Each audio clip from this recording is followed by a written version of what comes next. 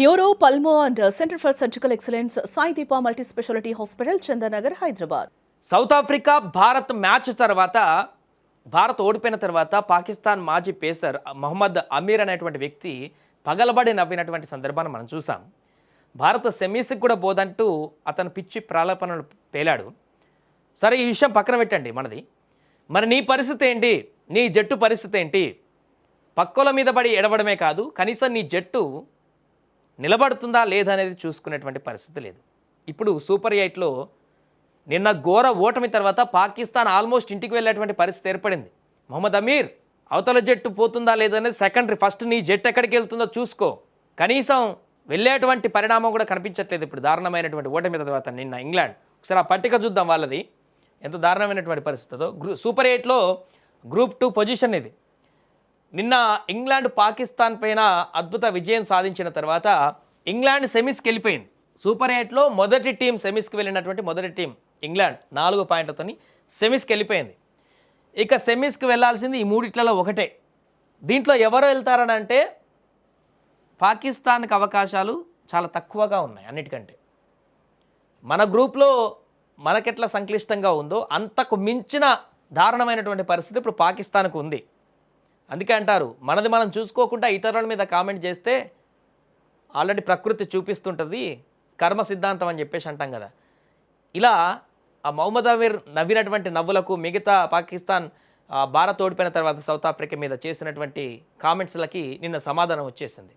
ఇప్పుడు పాకిస్తాన్ పరిస్థితి ఏంటి? ఒక్కొక్క 2 మ్యాచ్లు ఆడింది పాకిస్తాన్.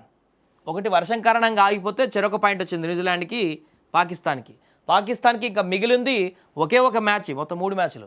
ఆ మ్యాచ్లో తప్పకుండా పాకిస్తాన్ గెలవాలి శ్రీలంక మీద. శ్రీలంకతో మ్యాచ్ ఉంది. అది గెలిచినా కూడా తన మీద డిపెండ్ అయ్యి లేదు, మిగతా జట్ల గెలిపోవటంలపైన డిపెండ్ అయి ఉంటుంది అది వెళ్ళాలా లేదా సెమీస్కి అనేది. అది ఎలా అంటే ఇప్పుడు న్యూజిలాండ్ ఒక మ్యాచ్ ఆడింది, శ్రీలంక ఒక మ్యాచ్ ఆడింది. శ్రీలంకకు 0 పాయింట్లు, న్యూజిలాండ్కి 1 పాయింట్ ఉంది.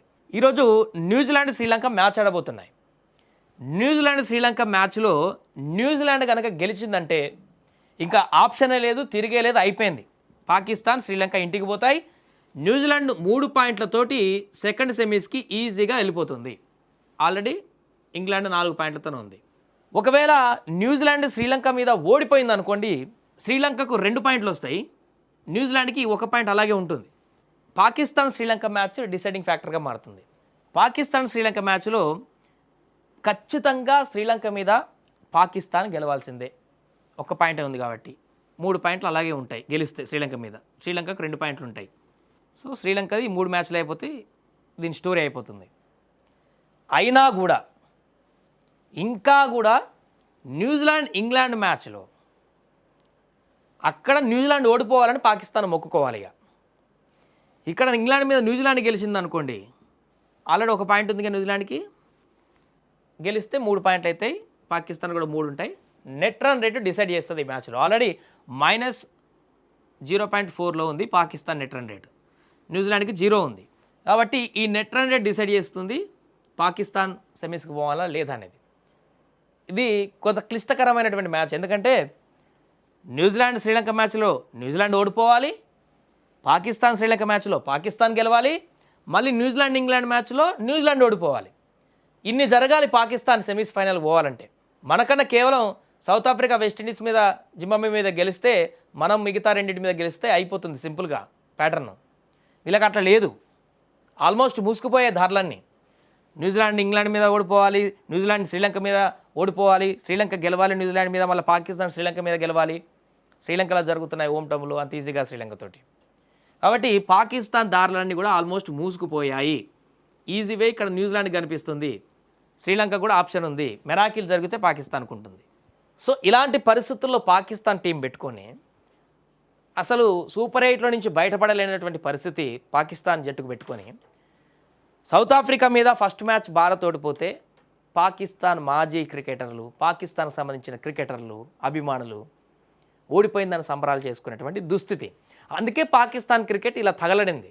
పాకిస్తాన్ క్రికెట్ మొత్తం కూడా ఈ రకంగా మారడానికి ఈ యొక్క బుర్రనే కారణం, ఆ యొక్క బుద్ధి బుర్రనే కారణం అని చెప్పేసి చాలామంది కామెంట్ చేస్తుంటారు. అందుకే ఫస్ట్ మన టీంని ఎట్లా బిల్డ్ చేసుకోవాలి, మనం ఎట్లా ముందుకు వెళ్ళాలి అన్నది వదిలిపెట్టి ఎప్పుడు అవతలోడి మీద ఆక్రోశాన్ని వెళ్ళగక్కి అవతలోడి మీద పడి ఏడవడమే ప్రధానమైనటువంటి ఆప్షన్గా ఎంచుకుంటారు కాబట్టి పాకిస్తాన్కి సంబంధించిన వాళ్ళు ఆ జట్టు ఇలా అధపాతాళానికి వెళ్తున్నటువంటి పరిస్థితి. ఏదేమైనా కూడా ఇది సూపర్ 8లో గ్రూప్ 2లో ఉన్నటువంటి తాజా పరిణామాలు. పాకిస్తాన్ నిన్న ఓటమితో ఆల్మోస్ట్ ఇంటికి వెళ్ళడానికి దారి క్లియర్ చేసుకున్నట్టుగా కనపడుతుంది. ఇంగ్లాండ్ సెమీస్కి పోయింది. న్యూజిలాండ్ శ్రీలంక పాకిస్తాన్లో ఈరోజు మ్యాచ్ డిసైడ్ అవుతుంది ఆల్రెడీ. న్యూజిలాండ్ శ్రీలంక మ్యాచ్ ఉంది కాబట్టి న్యూజిలాండ్ గెలిస్తే ఇంకా వేరే ఆప్షన్ లేదు, సైలెంట్గా వెళ్ళిపోతుంది అది సెమీస్కి. ఈ రెండు ఇంటికి వెళ్ళిపోతాయి ఇంకా. ఇది గ్రూప్ 2లో ఉన్నటువంటి తాజా పరిణామాలు.